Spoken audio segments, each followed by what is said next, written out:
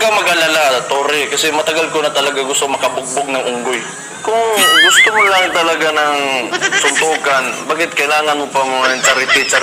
Why do you need kailangan mo pang gamitin yung nangyayari ngayon na baha dyan sa Metro Manila?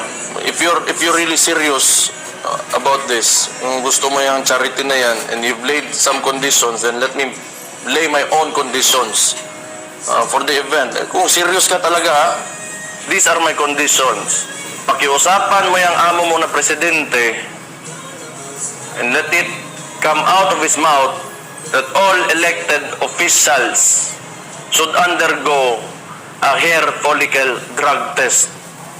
Papalagan ko yung charity mo na yan. Eh, wala problema. If it will answer